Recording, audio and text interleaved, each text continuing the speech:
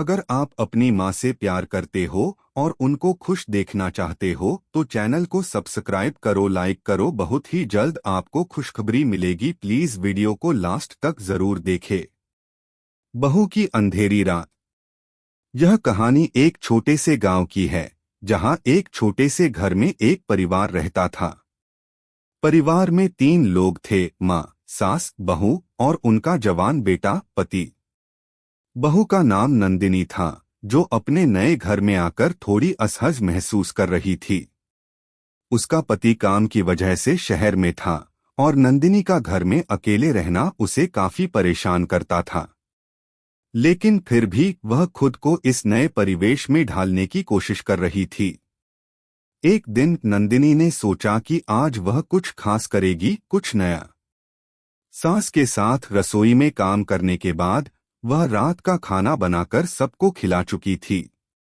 अब रात के समय वह अपने कमरे में आराम से बैठकर किताब पढ़ने लगी। लेकिन तभी अचानक पूरे घर की बत्तियां चली गईं। नंदिनी थोड़ी घबराई। यह नया घर था और वह अंधेरे में अपनी आदत बनाने के लिए अभी तक पूरी तरह से तैयार नहीं थी। उसने लाइट्स ऑन करने के लिए स्विच दबाया, लेकिन फिर भी कोई फर्क नहीं पड़ा। फिर उसने सोचा कि शायद पंखा या कोई दूसरा इलेक्ट्रॉनिक सामान चालू कर दे तो स्विच से बिजली आ सकती है। लेकिन कोई फायदा नहीं हुआ। घर पूरी तरह से अंधेरे में डूब गया था। वह डरते डरते अपने कमरे से बाहर आई और देखा कि सास अभी भी रसोई में काम कर रही थी। सास का नाम राधा था। राधा का एक अलग ही अंदाज था। वह न सिर्फ बहादुर थीं, बल्कि उनकी मजेदार और चतुराई से भरी हरकतें घर के माहौल को हल्का कर देती थीं। राधा ने नंदिनी को देखा और मुस्कुराकर बोली, क्या हुआ बहू? डर क्यों रही हो? नंदिनी ने थोड़ा घबराते हुए कहा, माँ, घर की बत्तियां चली गई हैं और अंधेरे में मुझे बहुत डर लग रहा है।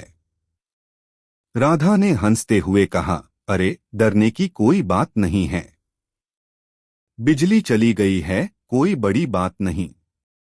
तू जरा देख, तुझे यह अंधेरा भी रोशन करने का तरीका मैं दिखाती हूँ।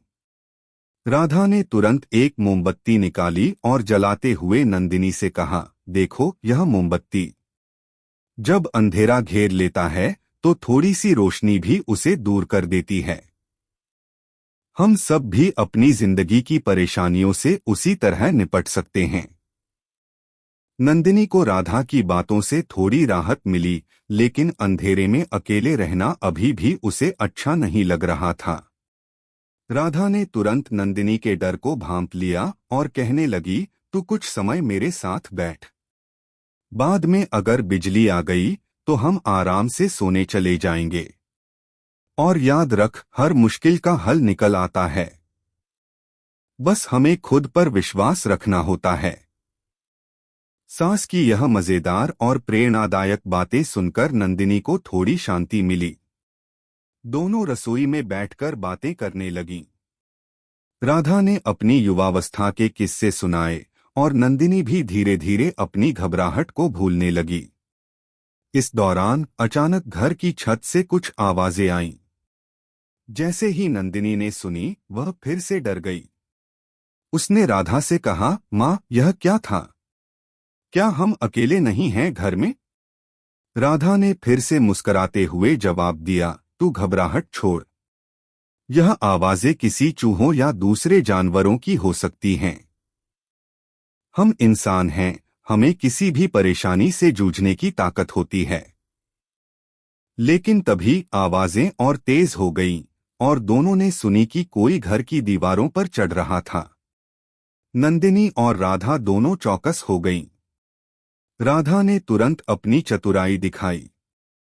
तू इधर बैठ, मैं देखती हूँ क्या हो रहा है। और ध्यान रखना, अगर कोई ऐसा आदमी आता है जो हमें नुकसान पहुंचाने की कोशिश करता है तो मुझे डरने की कोई जरूरत नहीं। राधा ने किचन से एक छोटा सा चाकू लिया और धीरे धीरे आवाज की दिशा में बढ़ने लगी। नंदिनी को थोड़ा और डर लग रहा था, लेकिन उसने देखा कि राधा पूरी तरह से शांत और सशक्त है। राधा ने घर के आंगन में एक बड़ी सी बाल्टी रखी थी और जैसे ही वह बाल्टी के पास पहुंची, उस पर एक भारी चीज गिर गई। अचानक राधा ने तेज आवाज में चिल्लाकर कहा, तुम कौन हो? बाहर निकलो। कुछ पल की चुप्पी के बाद सामने से एक आदमी की आवाज आई, मैं तो बस गिरने वाला था। मुझे लगा तुम लोग किसी और को देखकर घबराए हुए हो। राधा ने चतुराई से उस आदमी को समझाया और उसे यह एहसास दिलाया कि अगर वह फिर कभी घर में घुसने की कोशिश करता है तो उसके खिलाफ सख्त कदम उठाए जाएंगे। उस व्यक्ति ने माफी मांगी और तुरंत वहां से चला गया। नंदिनी हैरान होकर राधा के पास पहुंची और बोली, माँ, आप तो कमाल की हैं। मुझे डर लग रहा था, लेकिन आपने तो बड़ी बहादुरी दिखाई। राधा मुस्कुराते हुए बोली, बहू, असल में डर का नाम लेना ही डर को और बढ़ा देता है। जो लोग अपने डर से नहीं भागते, वे ही असल में बहादुर होते हैं। और तुम भी अब बहुत मजबूत हो, मुझे यकीन है। नंदिनी को अब महसूस हुआ कि वह केवल एक डर नहीं, बल्कि एक मजबूत इंसान बन चुकी थी। उसने राधा से सीखा था कि डर को चुनौती देना और उससे लड़ना सबसे बड़ी ताकत होती है। आखिरकार कुछ देर बाद बिजली आ गई और सब कुछ सामान्य हो गया। राधा और नंदिनी ने आराम से रात का भोजन किया और साथ ही उन दोनों ने एक दूसरे को समझा और जीवन के संघर्षों से निपटने के तरीके पर चर्चा की।